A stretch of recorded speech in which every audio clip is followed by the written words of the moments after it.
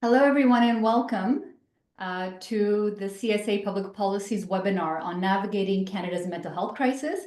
I'll pass it over to Jordan to do a quick introduction before I introduce myself. Jordan? Great, thanks, Olga, and good afternoon, everyone. Really pleased to welcome you all to the first policy webinar hosted by the CSA Public Policy Center. We're hoping this will be the first in a broader series of virtual events that we can put on to share our work and spark conversations about Canada's pressing policy challenges and potential solutions. So Olga will be our host today, and I'll pass it off to her in a moment, but I did just want to take a second to introduce the center in case this is the first time you're hearing from us. You may be familiar with the Canadian Standards Association CSA group for our work in standards development. It's an organization that's been around for over 100 years, developing standards in a wide range of sectors, including everything from nuclear safety to psychological safety in the workplace, and many things in between. Much more recently, in 2022, we launched the CSA Public Policy Center, really with the goal of leveraging the organization's history of consensus building and cross-sector collaboration to help policymakers think through complex challenges. We've published a number of reports to date on various topics. Some of these are led internally by our team at the center, and others we're very fortunate to have contributed by external authors who are experts in their own field, including Olga. So Olga is the lead author of a report that we just recently published a couple of weeks ago on mental health in the workplace. This is a topic that CSA as an organization is deeply invested in, and also an issue that is just becoming increasingly important. So we're really thrilled to have Olga share her research today and discuss the findings with a really stellar group of experts. So with that, I'll pass it off to you, Olga. Thank you, Jordan, and thank you everyone for joining us today. I'm so excited about the incredible lineup of speakers that we have. But maybe let me introduce myself very quickly before we kick off. I am the co-founder and head of well-being programs at an organization called HEAL3, and we do work with organizations to design and implement mental health and well-being programs that address the root cause of mental health and well-being challenges within the workplace. As Jordan mentioned, I'm also the lead author of the report that we released, I think it was last week, which really looks at how we navigate the mental health crisis in workplaces. And I wanted to just give you kind of a little bit of information around how the session will be run today. So we will provide key insights from the report. It's a long report, so we really wanted to emphasize a few things that we think are interesting and worthy of discussion. And we've got an amazing group of mental health specialists and experts and workplaces who have implemented these programs to respond to some of the key insights from the research. We also have the opportunity to get your views, so there will be a little bit of interaction and polls for the audience, and we'll have question and answer at the end. But feel free throughout. We will be monitoring the chat. If you do have a burning question, to also include that, and we'll try to address it, if not during the session at the end of the session. So why don't we kick off? So one of the first things that we did with the research is try to get a better understanding of where we are in Canada in regards to mental health and overall well-being. And we found some interesting trends. I think the first, and you probably see this in every report you've read recently, but there has been an increase in mental illness. And these are a lot of different mental illnesses, from major depressive disorder to generalized anxiety. And this has been an increase that's been pretty consistent, at least over the last decade. But during COVID, there's really been kind of an acceleration in that degradation around mental health. So there was a great report from the Mental Health Commission that says mental health is actually 3 times worse than it was since before the pandemic. And we also know that 1 in 2 Canadians will face a mental illness before the age of 40. Now, we had previously done some research, and we really wanted to understand absenteeism and disability in the workplace. So we had surveyed quite a number of people who had been out on leave, long-term or short-term disability leave, and we asked them, what factors have driven you to not work? 80% said that work was either the main cause of them having to go on leave or had exacerbated mental health issues that they already had. That number was on our mind for a really long time, and we really wanted to explore what it was with work that was really exacerbating these mental health issues. And it's one of the key reasons why we wanted to do this research. So I wanted to introduce our first speaker, Rachel Frankfurt, who is the founder of New Pathways Therapy. I can't imagine anyone else who could provide a better perspective as to what's going on around mental health and well-being within Canada. She is a psychotherapist with over 20 years experience working directly in clinical settings to support mental health. Rachel, I wanted to get your perspective on these figures that we just presented. What do you think is really causing the deterioration of mental health? And have you seen an acceleration, not only over the past few decades in your practice, but since the pandemic? Yeah, well, thank you for inviting me to speak on this topic. It's a topic that's very near and dear to my heart, the whole issue around mental health and how work impacts is super important. It's a conversation that absolutely has to happen. I'm glad that there's a interdisciplinary conversation happening. So I've worked in hospital settings for many years, and then I opened up this clinic just before the pandemic. And so I wasn't expecting what was to come. So when I opened the clinic, it was very shortly after the pandemic hit, and all these other people's businesses and industries were crashing, and mental health just picked up. Like therapists were like ourselves included, we just had a huge wait list. We couldn't provide enough service. So that at that time it was like, it was very evident how much people were struggling. And also, like, because we're a private clinic, many people are using their benefits. So they're actually using their extended health benefits to get mental health support. So definitely seeing an increase. It's leveled off a little bit, but definitely like since things have settled with the pandemic, but definitely at levels higher than the pandemic. And in terms of the work, like how work is contributing, it's really hard to tease out, I think. What is it work that's actually the cause of it? Sometimes it's clear it's the cause, but more often it's a contributing factor. And that's where I think it's really important for, places to have really strong policies and programs in place, because the reality is, as we learned from the pandemic, life gets hard, and it could be world events like the pandemic, or it's just what people's lives, like people get sick, they have caregiving duties, like things happen.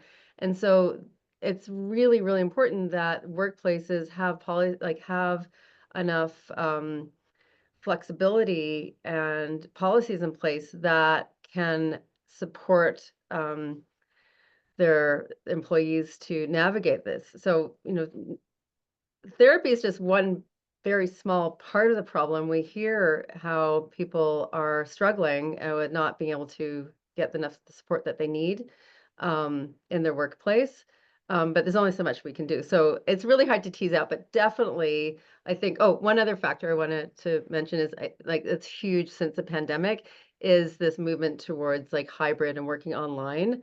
And like that is such a big factor in people's sense of well-being, and it's the social isolation and lack of like community we've definitely noticed a difference with that, and how people are feeling, a sense of well-being and value with work. So that's Thank you, my Rachel. input on this topic. Just one quick question around the social isolation and loneliness. Do you think work plays a critical role in bringing people together? I'm trying to imagine it's one of the few last places where we can see each other daily or a few times a week. I think. Oh, I firmly believe in that. And, it's also reflected in the business that I've created. A lot of therapists have gone online and are highly isolated and struggling themselves. And, we need, and so I think it's very important for, workplaces to have a physical space and some structure around bringing people together, for sure. Thank you. And one more thing, I know we've talked about this before, but the importance of taking a preventative approach to mental health. I know mental health over a long term, I mean, prolonged stress, if it's not addressed, it can turn into a mental illness. And that's really when things start to get expensive, right? I'd love to, for you to tell me a little bit more about the importance of taking an early and preventative approach to supporting mental health and what that does overall to treatment and Yeah, I think, creating an environment where people feel safe, feel supported, feel valued goes a really long way. And so I think people will come forward when they might need a little bit of help rather than actually having to, get to the point where they crash and burn and they actually have to take a leave. So I really strongly believe that. And, that also has to do with management as well, like management understanding how to be skillful with like supporting people who are going through a hard time. Not necessarily getting too personal about things, but having that proactive approach around the value of well-being and mental health, and not creating a culture where people might hide it, and that they can ask for help before it gets to a critical point. Perfect. Rachel, thank you so much. We appreciate Yeah, pleasure. your Thank you for insights inviting me. and keep on doing the wonderful work that you're doing. Thank you. Let me, oh, for some reason I'm stuck. There we go. Okay. We really wanted, so if we know there's a connection between work and mental health and well-being, we really wanted to understand what it is specifically within the workplace that is impacting mental health and well-being. So we did spend quite a bit of time doing that. And we analyzed a huge data set of Glassdoor reviews. Now, I don't know if everyone's familiar with Glassdoor, but it's a place where you can go and review your employer. You give them ratings, and then you can be very specific about the pros of working at this organization and also the cons. And this huge data set was really interesting. It's not perfect, basically, let me say, but it was really interesting because it allowed us to see how people rate their employee experience and what factors impact employee experience. And that's important because we know there's a connection between employee experience and mental health and well-being. So before I reveal to you what it is specifically and the factors that have the biggest impact on mental health and well-being, I'm going to ask you what you think. So Jordan, can we launch our first poll? And I want you to tell me, in your opinion, what you think is the #1 factor which is most significantly impacting mental health and well-being of employees in the workplace. Oh, it's really cool kind of seeing this this come in, okay? So we're in a race now between poor leadership and toxic culture. Okay, perfect. So you are 50% right. Well, toxic culture was #1. Oh, wait, can you see? 1 second. Can you see the results now?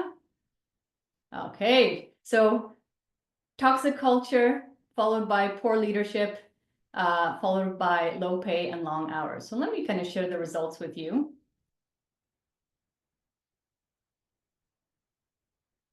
It's actually poor leadership, followed by low pay and long hours, and toxic culture was actually last, interestingly enough. And I'll tell you one of my favorite quotes when we were going through and looking at all this different literature and research.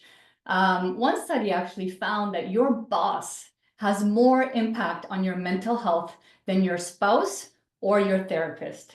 Your boss, I mean, can you imagine? So Rachel, as a therapist, do you agree with this? Yes, absolutely. I mean, I think that was sort of what I was trying to get at. It's like the management or leadership, has to, be supportive for sure. Yeah. But I do agree. Yeah, more than therapists, or at least maybe, I don't know about spouse. Well, there's a competition there with the spouse. I guess it depends whether it's a good day or a bad day in marriage. But I'm going to turn it over to Dr. Bill Howitt, who is the founder of Howitt HR, and he's got an incredible 3 decades of clinical experience in mental health and addictive disorders. And he's worked directly with a number of organizations over those 3 decades to create safe, inclusive, and thriving cultures. Now, Bill, I know we've talked about leadership and a number of these other factors before. Did any of these findings really surprise you when we did this meta-analysis of these key factors? Well, first of all, welcome everybody, and thank you for inviting me. The short answer is no. What I was not surprised by, what I was encouraged though, is that the alignment and the thematics continue to share as I look at this research, other research we've been involved in, and observations from an applied setting is that, the big three that jumped out for me in this, and the key takeaways for me, like mental health as a business imperative, it's the cost of doing nothing and a business's understanding this whole concept around mental health. It seems that people are still confusing in a workplace the difference between mental health and mental illness. And the conversation hasn't yet quite matured yet to the intersect between how employees feel, absenteeism, turnover, disability, retention, etc. So this conversation, we know there's business impact, but we haven't matured fully. So I was glad you anchored that. The second point I was glad you anchored was around what I call the fish tank. Psychosocial factors are key. Too much that we're doing now in workplaces, we're treating the individual. So it's kind of like the equivalent of making sure the fish in the tank has got good food, but if you're putting toxic water in the tank, the fish probably won't thrive. Your research that you found around leadership is very aligned with Gallup poll as the number one factor in predicting an employee's relationship in the workplace and around an emotion. So when you talk to senior people around psychological health and safety and mental health, I'm really talking about the emotions and the employee experience. The last part that really seemed to be aligned around this interpersonal factors, compensation, interpersonal, that was all great to see. And then I think the evidence, the push in the report and the thinking around, we need more evidence. I'm still not convinced, other than self-propagating, people really fully understand the difference between informed evidence and evidence-based. I'm not sure the average employer who's doing this, other than the folks that have done some amazing work and have done their own trials, test one, test two, like things you're going to talk about. But I'm talking about the average employer who jumps into this space, understands what good is. There's still too much random acts of wellness. We have done a report with CSA during the pandemic, and what we're seeing is there's lots of planning, there's lots of doing, we're not seeing enough checking. So I wasn't surprised. I was pleased to see that where your alignment is on this conversation. I also think it shows up that the adolescents, what I call adolescent, the new workforce is evolving, getting mature to get ready to the young workforce, where there's a lot of problems in that population. I was glad we highlighted some of that around young folks. And I think that's something to continue to talk about. So that's kind of, do you want me to continue with question 2 and 3 for you? Sure. Sure. So why should businesses take these factors seriously? My sense is that, again, aligning to your report, around 70%, we talk a lot around disability, we talk around poor mental health, we talk about these types of factors, but it comes down to there's a large population that's prepared to leave. And our research shows up to 60% will leave their workplace because they're mostly there for a paycheck versus purpose. And so we're still not getting the joke that people need to actually enjoy their experience. And so I was glad to see that you're creating the urgency for senior leadership to step back and actually understand that if we have 50% of our population by age 40, they're at risk. We used to say 1 in 5 Canadians have a mental health issue. Stats Canada's changed that now. It's 1 in 4. When we're not understanding, we talked about isolation. Before the pandemic, we had 25% of the population that had that isolation issue. The Surgeon General of the United States recently said the biggest issue in the workplace is social isolation. So it's a very evolving factor because workers now are not developing the same relationships. There's been an erosion in social development. We're having more incivility. People are interacting through this. So businesses, we need to slow it down a little bit and make it simpler for senior leaders to understand the cost of doing nothing and understand practical, measurable steps to move the culture that's evidence-based from a plan, do, check, act, taking 1 or 2 things at a time and dealing it. And my advice to all employers, is less is more. And if you're in your design, whether you're going to do leadership, a prevention program, it's really important to create space for people to have the opportunity to practice and develop habits. And when I'm listening to this, I think a part of the problem is a lot of employers don't really understand good, and they confuse if they send 20 employees to a leadership program, that should fix them, or a resiliency app, that should fix them. We're not correcting for the forgetting curve, and we're not understanding. It takes the average human being, if you believe James Clear's research at all, 66 days or 200 days, whatever research you're going to believe, to develop habits. So those are things to think about. So I believe we need to be paying attention and educating more of the people who are facilitating workplace mental health, psych safety, employee experience, to understand a little bit more around behavioral science, behavioral health, and how to get these new habits. The last part, real briefly, is there a clear business case? 100%. You'll hear lots of people be talking about it, like Deloitte had a report, other people have a report. There is a return investment. You're going to have people here talk about it today. The problem is, what scares the bejesus out of me, is when I hear someone say, for every dollar I spend in this, I'm going to get a return. That's not true. What's true is if I have a program with a clear plan, do, check, act, I'm basing it on informed evidence. I'm creating evidence for measurement. I'm checking with the key stakeholders, the employee experience, ensuring that what we're doing is actually helping them have application in their role, like Patrick would talk about. Just not how they feel about something, but is actually helping them in their job. And then making sure when we're doing workplace mental health, we're not confusing supports, EFAP, benefits, counseling, therapy. Spent a long time doing that. That has its place. But I'd rather see us spend more time getting upstream and getting better at helping people have better experiences. We need to learn how to fight better. We need to learn how to develop with sustain better. We have to help people deal with emotional regulation in the workplace. We haven't even talked about the 25% of neurodivergence that we still don't quite understand what the hell to do. And as someone who lived as a neurodivergent my entire life, I find it fascinating interacting with the neurotypical world. And then the last part of this I'll say to you is that as long as you're creating a journey with a PDCA model, adhering to whether you're moving towards a CSA standard, ISO 45003, or just really interested in putting some controls. For example, the fish tank says that work demand and we're rude to each other are two issues that are draining employees' batteries.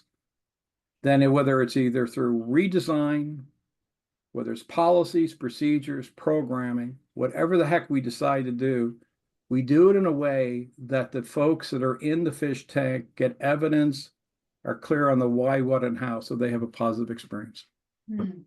Bill, thank you. And I love this analogy of the fish tank. And we will meet 4 employers later who have very clean water. So we'll see what that actually looks like and what those factors are. But thank you for your contributions.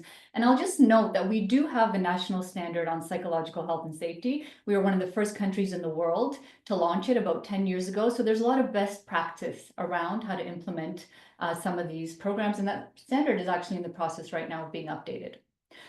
So one other thing, just a bit of a diversion, but when we started doing this research, it was kind of an interesting time because there was a lot of headlines around mental health and well-being programs in the workplace not working. And this was the result of a study that had come out of Oxford, which looked at over 200 programs, which impacted over 46,000 employees. And the headlines looked like this, not very promising. Before we kind of get into why perhaps these aren't working, and before we show you examples of wonderful programs that have worked and show you what that impact looks like, I want to get your perspective. So I'm going to ask Jordan or Mishka for us to launch our second poll. I want to know from you whether you agree with these headlines. Do you think well-being programs are a waste of money and don't work? Do you think they deliver real impact? Or are you not sure? Do we need to see more data? And I have to say, we don't have a lot of data on ROI. There's been a few studies around this. But we're still, there's a big gap in us really understanding what it is that makes these programs work, what impact looks like. And that's really one of the things that we did try to do with this research. So far, I think we've got kind of a mixed, more people disagreeing. So more of you being positive, which is great, but quite a number of us still being unsure.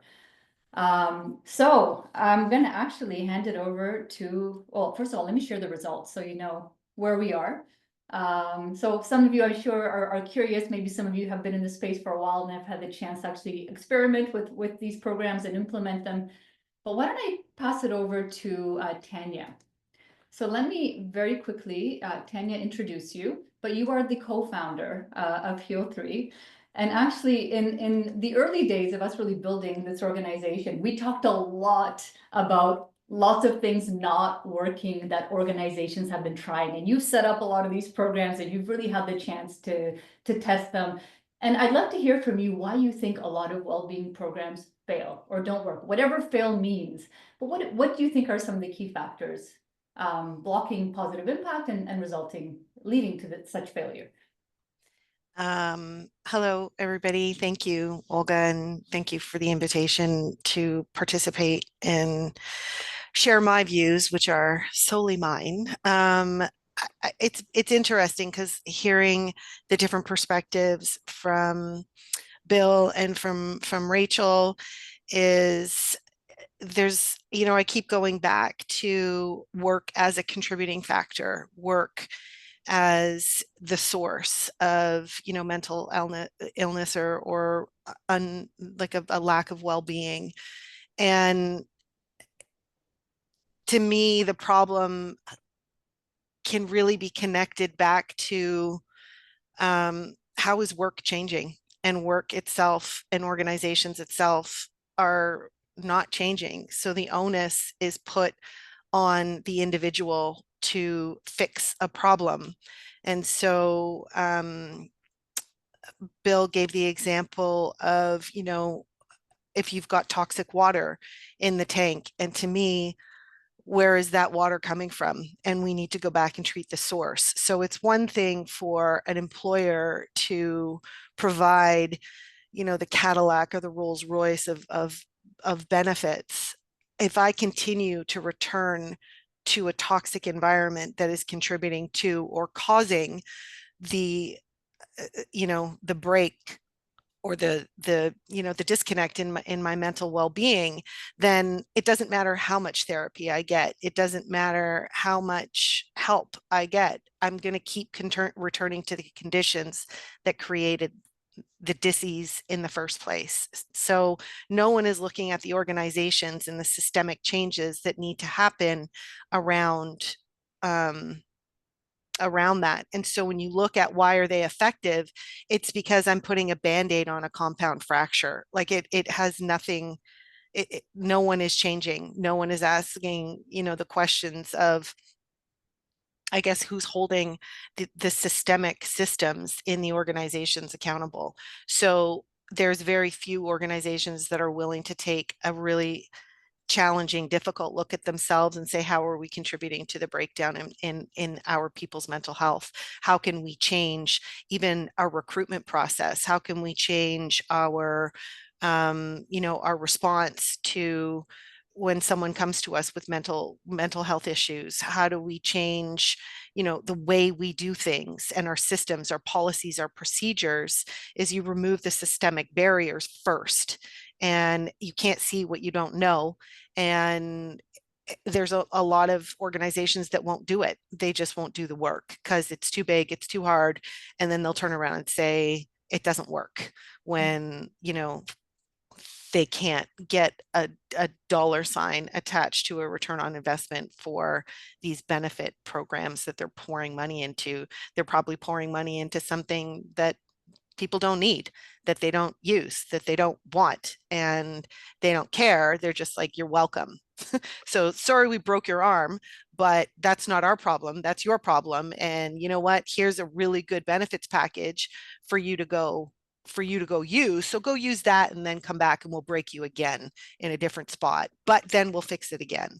So it's probably a long-winded way of saying it's not necessarily the programs that are failing. I think it's where the dollars are invested, how they're invested, why they're invested there, and what is causing the break in the first place. And actually, I wanted to flag one of the things that Oxford study also talked about is looking at the root cause, right, of poor mental health and well-being. And one of my favorite quotes within the research was one person we interviewed who said, "You can't yoga your way out of a terrible work environment." 100%. It's I probably, think yeah, it's summarizes. this, I think that should be our slogan. It's just, yeah, you can't meditate your way out of a toxic workplace or a bad boss or bad leadership for that matter. So yeah, agreed. Thank you. Absolutely. Tanya, thank you so much for joining us, for providing your perspectives. And the good news is we have found 4 organizations that have done this really, really well. And it wasn't super expensive or complicated or overwhelming. And let me just kind of briefly introduce 4 of them. We will hear from each and every one of the organizations. So the first is YLaw. It's actually a law firm out of Vancouver. It's the largest female-led law firm. We also have Imagine Canada, a nonprofit who actually has a work structure which is fully remote. Magna International, which is a global auto parts manufacturer based out of Ontario as well, and University of British Columbia, which is a leading Canadian university out of British Columbia, of course. And each of these organizations has a very unique set of initiatives, which we will discuss. We have detailed case studies within the report, which talks about what they did, what type of impact. And on impact, I mean, it's just incredible what these organizations managed to do. So we saw $5 million in cost savings with Magna, 4-to-1 return on investment. We saw increases in employee retention, reduction in sick days, growth rate. I can go on and on about the positive impact of these mental health and well-being initiatives. But I'm going to let those who were involved in the program speak for themselves. But the one thing I will say, though, is that these organizations, I think all of them had a key set of common things that they did to really kind of support their mental health and well-being programs. First of all, they had support from the top. So leadership was bought in. In some cases, as we'll hear from YLaw, leadership also spoke openly about mental health. We also had dedicated resources, not only money, but also teams allocated, not always full-time, but to mental health and well-being programs. A lot of organizations who have success use data to really figure out what problems they're solving for and to measure success. And we also have ownership from employees as well. So in many cases, as we'll hear from Imagine Canada, it's the staff that are really running these programs and really kind of contributing to their success. So why don't we kick off with our first organization, and this is YLaw. And I wanted to introduce you to Layla, who is the Chief Operating Officer at YLaw. She oversees the well-being initiatives. At a high level, Layla, can I just have you maybe start off and tell us a little bit about what you're doing at YLaw around mental health and well-being? Hi, everyone, and thank you, Olga. We have what I think is a fairly wholesome program, specifically given that we are an organization. I know in your report mentioned 20 employees, but we're closer to 50 now. We've seen tremendous growth. As a law firm, we were one of the first, if not the first, to pilot a 4-day work week, which has been going strong now for about 3 years. We have a number of other programs, including extended wellness days, which are not necessarily sick days, but they're just days that anyone can take for any purpose with no questions asked. That could include a day just to yourself, to pursue anything that makes you, restores your energy, so you can come back to work feeling refreshed. And we actually have more than the standard allotment of 5. We have 10 that are available for our people. We've introduced some interesting programs that are actually suggested by our people. And one is really very simple that I wanted to share, which is stat holiday swap, where our people can actually opt to work a stat that may not be terribly meaningful to them, and instead take the holiday that does align with their cultural or religious transitions. And it's it just seems like a very small nuance. It's a program that doesn't cost us anything, but it's actually been tremendous for our people, and just making them feel seen, heard, and respected in the workplace. So that would be a few of the examples. Oh, and actually, I should mention, can't believe I'm forgetting it. Our first trimester leave is actually something that's very, I would say, uncommon, which is a fully paid leave for the first trimester of pregnancy. Obviously, it can be a very challenging time physically and psychologically, depending on how you're carrying. So it's something we've introduced that if there is someone in their first trimester, they can take that time and just make sure that they're taking care of themselves, not only their work. Perfect, Leila, thank you. One of the things I do want to really flag is that law is actually a sector which has incredible rates of burnout and turnover. It seems to have been increasing in the last few years, and particularly, again, I've seen only some data around this, but around younger lawyers who seem to be leaving the profession because of the demands of law and because of the billable hours model. So the fact that you went on a 4-day work week is nothing short of extraordinary. I think you're probably one of the first firms in Canada to make that transition. One thing I wanted to also mention is leadership is so important. And the interesting thing about Lina Yousefi, who's the founder of YLaw, is that she's spoken very openly about her own mental health, both within the organization and also externally. Can you say a little bit more about that, Leila, and also how you think that's impacted the trajectory of initiatives that you've introduced as a firm? Yeah, absolutely. So with YLaw, transparency has been absolutely foundational, I would say, to who we are as a firm and to cultivating an overall culture of transparency, basically across all topics. And, I will go as far as to say that I think it's one of our competitive advantages, both as a firm and as a business. And then specifically around mental health, it's also worth highlighting that our founder and CEO's transparency was not a one-time event. It wasn't something she shared once, but it's ongoing. And she regularly shares what's going on as she navigates different seasons of life and also different inflection points in the business. Because things do keep changing for an innovative, growing organization. So what that's meant for YLaw is that there is this remarkable absence of stigma around sharing what people are dealing with. And this isn't just something that's coming from me, but this is our people telling us this. This is how they're feeling. And I recall when I first joined the firm, I was actually somewhat taken aback just how freely my colleagues were sharing their lived experiences, because it just wasn't my experience in my previous workplaces. And what it's really allowed me and others around them to do is just consider how we interact with them to reduce any misunderstandings and ultimately bring out the best in them. So, otherwise as the employer, I find that we see, symptoms and consequences of what they're living and dealing with and assuming some root causes, which is not really a great position for anyone, whether that's from an engagement or a productivity standpoint. And the other thing that's really interesting, even ahead of this seminar, I was asking our people, what does this transparency mean to you? And one of the comments that came back to me that I'm really proud of is that sharing our founder's mental health journey and those of us in leadership as well, it's encouraged our people that regardless of where you are with your mental health, it doesn't have to limit your professional achievement and capacity. And to me, that's probably the number one positive impact that this transparency has had, because we really want our people to grow and achieve at our firm, especially noting the statistics that you've shared. That's amazing, Leila. Thank you so much for sharing this. And I just want to flag that often, and especially Tanya and I, when we speak to leaders, when they talk, they see it as a vulnerability to discuss their mental health or any of their weaknesses. And in this case, it's really a strength. And it's beautiful to see the impact of this type of leadership and what it's had on your firm. So thank you so much for sharing. And I wish you more continued success with your programs.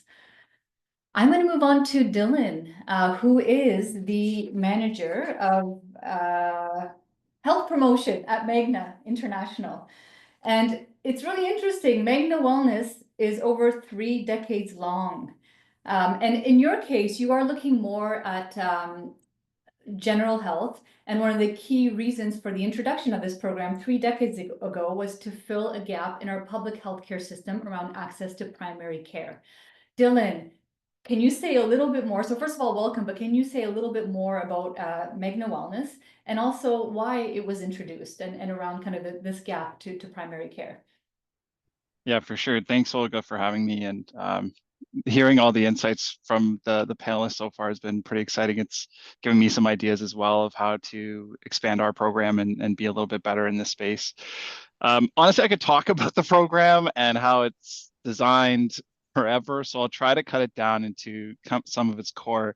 Basically, back in 1995, it started as purely educational. It's teaching about health. It's focusing on different facets of health, and that included physical, mental, everything in between.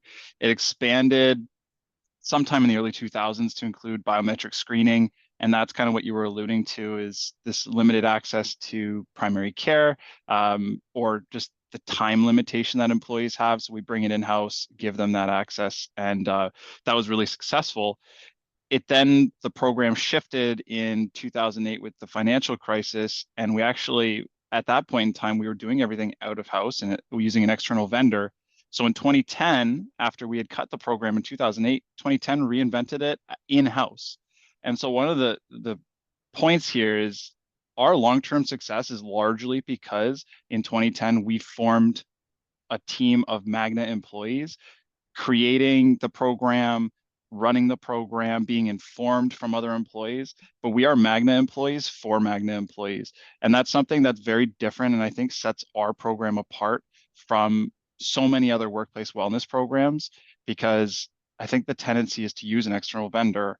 And with using the external vendor, you get different faces, you get different people coming there. They don't have the same fingers on the pulse understanding of their employees in order to change and pivot to different health topics that they need.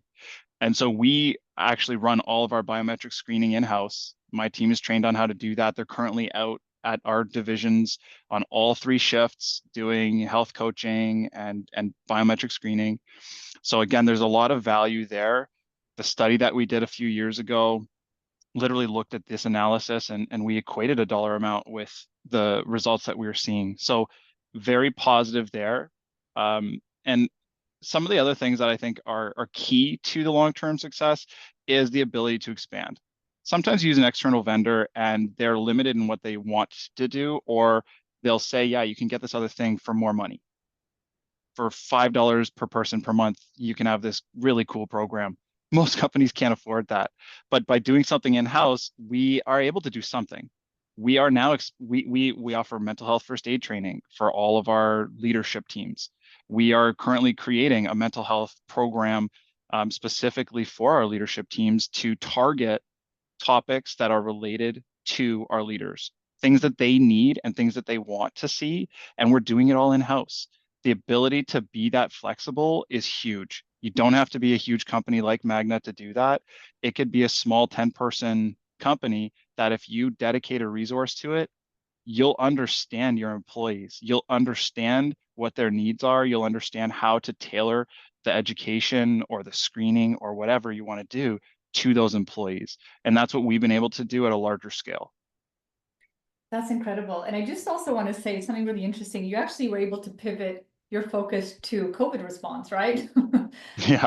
And that also helped you build connections across Magna. People got to know you when you were actually doing the vaccine. So it's really incredible the utility of a program like this once you have that dedicated structure internally to respond to whatever it is that your organization needs.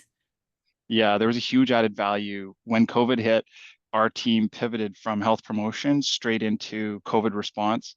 We created protocols and policies that kept our company operating, not only operating, but thriving. We were ahead of public health every step of the way. We had a testing program ready to go, and all we needed was rapid antigen tests, and we got them ahead of the public. We did vaccines, and we were vaccinating our employees and family members at the same time that our frontline nurses were getting vaccines. So there was this ability that we didn't even think about when we were a health promotion team, but that ability to pivot into a crisis situation was huge for the company. And yes, it has grown in so many different opportunities now to globalize our efforts and to have these connections in all the different countries that we operate. That's incredible. And I can't wait to see what you do with the mental health programming now. So Thank you. Looking your forward to it. impact data was pretty amazing. So thank you so much, Dylan. We appreciate you sharing your journey. And we wish you a next 3 decades of continued success. Thank you.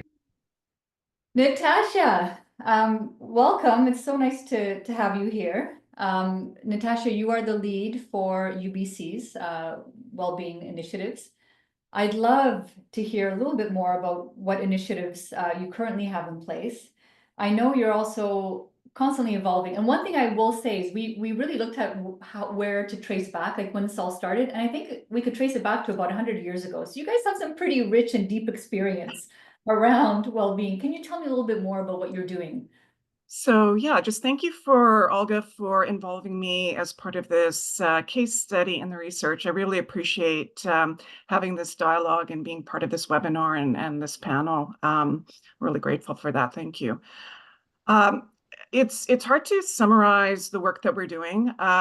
The 100-year activity was more related to our student health services. So, universities, that's not within my purview, but universities have, a higher duty of care for students. And so that has always been part of the university system, is to support students. But the workplace health promotion programming at UBC started in the late 90s at UBC. And so it started on the traditional approach and more reactive approach. And our journey has been a long one to get to more of a proactive approach from having return to work supports to implementing AAPs, expanding on our psychological services through our extended health, to having a team that helps build capacity across the organization. So when we're thinking about all the work that we're doing, we see it in different spheres. It's the organizational at the strategic level and our reporting and institutional reporting, and moving the dial on policies and practices that we have organizationally and systemically. Our workplace environments, that means supporting our leaders, and also individual health challenges. All those things come together. And as Tanya, that example that you were talking about, when we initially started a long time ago, 20 years ago, we had a lot of complaints because we were focusing on the individuals, and individuals are saying exactly that. My manager and my workplace is just really challenging for me, and I'm doing all this work myself, but what is my workplace doing? So we have a huge focus around our workplace and supporting leaders, and we meet them with where they are at. And because UBC, just to give you a sense of the size of UBC, we have over 21,000 faculty and staff. That includes our student staff, 500 departments. We have 2 main campuses, and we have 4,800 supervisors and managers.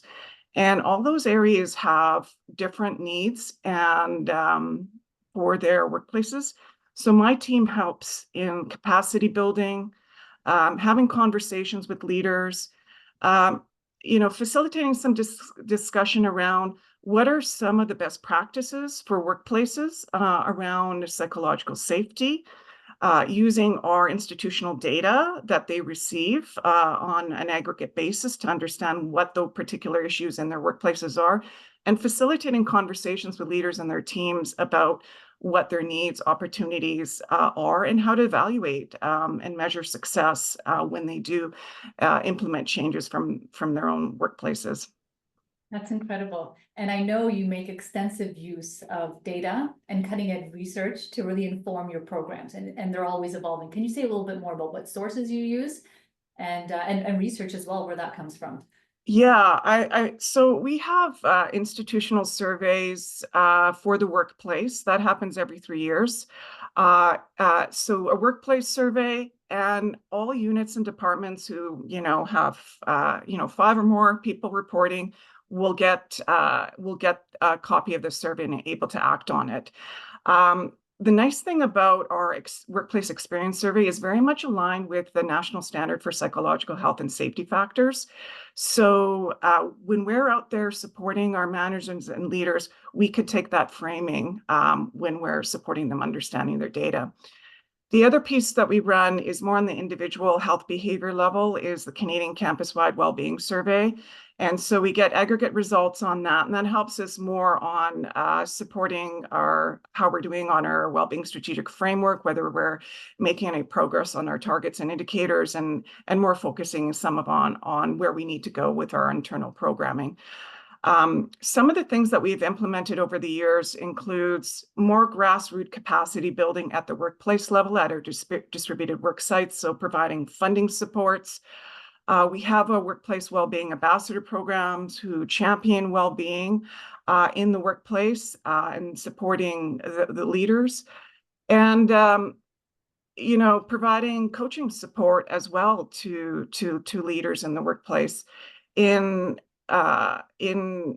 2023, we implemented mental health literacy training for our managers and supervisors. And this came from some of the data from the Canadian Campus-Wide Wellbeing Survey. So that really helped us understand that we needed to do more for leaders to support them in understanding what those conversations could look like, but also putting on the oxygen mask for themselves. We do have access to a lot of aggregate benefits data, and I won't get into all the data parameters that we use, but we've certainly increased our supports in that area, and that has been very much well received, including, for example, expanding the types of mental health practitioners that can be reimbursable. We do biometric screening as well at the UBC campus. We actually partner with our pharmacist clinic through our Faculty of Pharmaceutical Sciences. So we use our extended health aggregate benefits data to help us pinpoint what we want to focus on an annual basis for that. We do have our own framework for evaluation of our programs. And so it's important that we take on a plan, do, check, act model for our trainings and supports. And it's, monitored fairly regularly. And it's important to also, look at things that are working and not working, and making sure that we're putting in programs in place that are meaningful and people are acting on what they're learning. Perfect. Natasha, sorry, I'm going to stop you there a little bit because but thank you so much. And I would really encourage everyone to read the case studies, because it really provides a great example of not only how UBC used it to design, but also how to track the success of their programs and constantly pivot based on what that data is telling them. So thank you so much, Natasha. And I know we're kind of a little bit behind, so I just want to move on to Bruce from Imagine Canada. Now, this is so interesting because, Bruce, you don't have a whole team dedicated to doing well-being. You, in fact, don't even have an HR lead to oversee these types of programs. You do this all through a different type of structure. So first of all, can you say a few words around what it is that you're doing and how you operationalize this without people who are dedicated, right? Because I want to make clear that you don't always need a large team. You don't have to be a big organization with a large budget. You can be really do very impactful things with a small team. So Bruce, can you tell us a little bit more? Sure. Well, and again, thanks for the opportunity to be here. I think it's important to note that for us, it's really not about programs. It's about a way of working and an organizational philosophy whereby individuals, all employees, are encouraged not only to be the identifiers of problems, but the inventors or creators of solutions. And so having a very employee-driven approach really fits nicely within that. And I would say now that most of our major kind of organizational-wide changes have been initiated and led by employee committees that are made up of staff from different levels, different departments, different backgrounds. And it's really become kind of hard-coded in the way our organization operates because we see these huge benefits. Kind of more rapid and precise identification of needs. More creative solutions are coming up, and kind of a smoother change management. So right now we kind of have an employee resource group that shapes all of our employee experience and HR priorities. And we have another group that does the same for equity, diversity, and inclusion. We actually use the language of anti-racism, anti-oppression. And both of these groups work closely with our management collective to ensure that there's alignment to both our sector impact and our financial sustainability plans. And probably the one practice that is now in place that's been the most visible, and I think our team's very proud of, like Layla mentioned, is that we're also in a 4-day work week model. And so that was initiated in January of 2023. It was led exclusively by a working group made up of staff from our management team and our employee resource group. And they were responsible for design, change management, and monitoring and evaluation. It's been a huge success for us, and we've since adopted it as kind of an ongoing practice. You know, and we did talk about leadership and the importance of having strong leaderships behind these programs. I'm curious as to why you supported these different initiatives. And I know initially when we discussed, you said even in the beginning, you weren't quite sure for the 4-day work week, how that would turn out, whether it would be effective. I mean, I can imagine that's a huge transition for an organization like yours. Can you say a little bit more as to why Yeah, why I you kind said of yes? chuckle. I kind of chuckle this Olga because, to be honest and totally transparent, I was a bit of a skeptic when this first came as an idea from the group, and I think I came to not only accept it but now become a proponent of it because of two things. One is a really smart staff team that managed upward well, and they knew what they needed to do in terms of my support of this, which was data, which was stories, which was examples of where it was working and why it would work in our context. So I was bombarded with information with this group because they knew if I got curious about it, that ultimately I was going to need to take this and champion it with the board, even though it was a staff decision. It was pretty radical at the time. And so I wanted to be able to defend it. The second thing, and what I was really most pleased about, was a collective commitment to accountability. And I know there's a question in the chat that came up about accountability. So we have a 48 metric scorecard that we use to kind of take stock and see how we're doing. And half of those indicators are on well-being and the other half are on productivity, because at the end of the day, performance matters. And what we've been able to demonstrate, and one of the reasons I personally have become a real proponent of this practice, is because we're seeing both. We're seeing happier employees who feel better, who are staying with us. So we're not, having to enter the employment market all the time, and we're driving forward impact for charities and nonprofits across the country. Together, it's a really powerful instrument. That's incredible. And you are competing on things that are more than salary, but the actual experience of Yep. work, which I think is incredible. So we need more leaders like you, Bruce. So thank you so much for your work in this area. I know we're coming up close to time. So is it possible just to take one question, Jordan? I'm sorry, I can't see the chat now. Is there something that's coming up that we can just, before we close out? Yeah, I think I know we're tight on time, so maybe I'll just ask one particular question. There's a bit of a theme, and there's been some back and forth. So the question is whether wellness programs work or not isn't quite the question. Leaders of an organization must walk the talk. It's not just workers seeking ways to help themselves and find balance. So how do you get leadership on board to understand that they are part of the cause? Oh, leaders, tell us, how do you get leadership on board?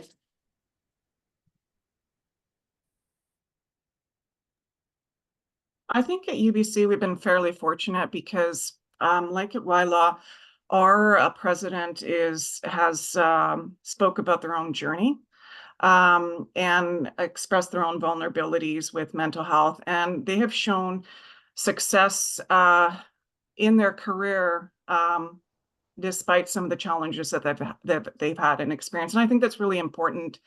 For us, it's also important to share stories and voices and that qualitative and quantitative data of, why this is important to be doing this work. And it's very visible in our organizational and mid-level strategies. So it's important to get that visibility throughout the different strategic plans that organizations may have. Yeah, I'll throw one out for you quickly. Is we're finding that by looking at the intersect between stay interviews, exit interviews, engagement, and start setting the framework of moving from command and control to trusted leadership, and helping leadership teams understand this won't happen by next Tuesday, considering if 70% of its leaders are command and control. And what many of these command and control leaders have done now, they've become enlightened command and control. They just kind of smile, but they continue to do what they're doing. So it's being able to provide evidence from a CEO or from an executive team that we actually want to create a place where the employees' experiences actually does matter in regards to their voice, because you'll never have, in my humble opinion, you'll never have innovation if people are scared to actually debate, share ideas. And as Amy Edmondson would say, feel comfortable making mistakes because that's part of the curve. There's different types of mistakes, of course, but I think it's important that we foster that. And I'm not sure we do that. And the last part that we talk a lot about is with senior, when I do a lot of CEOs and I say to them one simple line: you kind of need to like human beings to be a leader. I know we're not really asking that in the job interview, but if you want to actually have someone who leads people, it'd be nice if they kind of like people because they're somewhat inconvenient. They have points of view. They're kind of like they have thoughts and ideas. So that might be a little bit of an energy drain if you don't have capacity for that. And if I may just add a quick comment, maybe a tangible suggestion is to encourage leaders to connect with other leaders through peer groups or other circles, because I know it's a big topic. And they may be inclined to see and hear the challenges that other leaders are dealing with and how important it is for them to show up in a very positive way. I find that has a very strong impact. I think too that an organization's culture is reflective of what an organization will tolerate. So if you tolerate bad behavior, then you'll have bad behavior. And so people are asking for, what's the strategy here? And I don't think the idea is to get bad leaders on board. What you do is you set the tone for what is acceptable and not acceptable with actual consequence and parameters and very clear directives of, if this happens, then this will happen. And again, it's beautiful to meet the managers where they're at. A lot of times people are like, congratulations, you're promoted. Now you're managing a team of X amount of people, and you don't know how to do that. You don't know what that looks like. And so again, it's preparing people to be leaders of people and giving them the tools to be good coaches, to be good leaders, to be good human beings. And we don't give them the tools to do that. So it's around development, conversation, assuming best intent, support, showing up for your leaders just as much as you show up for people, but also setting a very clear tone. This will not be tolerated. We will support you and we will walk with you and we will do what we can. But if the behavior does not change, then it's not a good fit. So that's it. That's your strategy, is being very clear on what is acceptable and not acceptable. And then that helps drive the culture, and it also drives the programs and systems that you implement to support everyone. Thank you, Tanya, and thank you, everyone. I know we're a little bit over time. I wanted to thank our panelists. You're all incredible. Everyone who joined. I wish we had more time for Q&A because I'm sure we could keep this conversation going for another couple of hours. But I'm going to hand it over to Jordan just to close us out and say some final words. You're on mute, Jordan. Oh, she can't unmute. Okay, well, maybe I'll say for you then. There are a number of other events that the CSA is hosting, including a Policy Talks event on the 25th. So if you are in Toronto, please do attend. I know there will be kind of future continued events, so look out for those. And thank you, everyone, for making the time today. We appreciate it. Okay. Thanks, everyone. Bye. Thank you.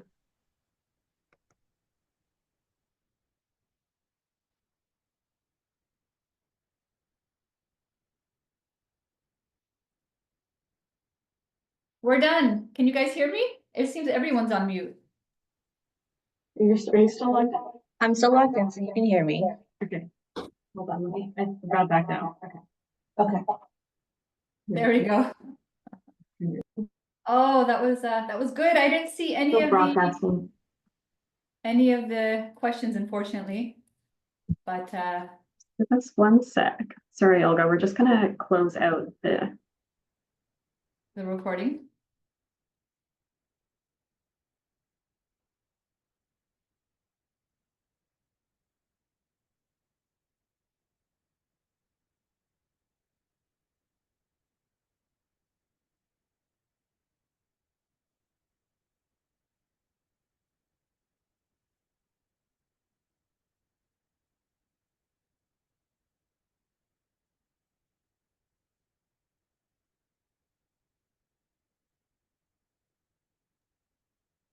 Olga, you can leave. We can call you back. Okay, perfect.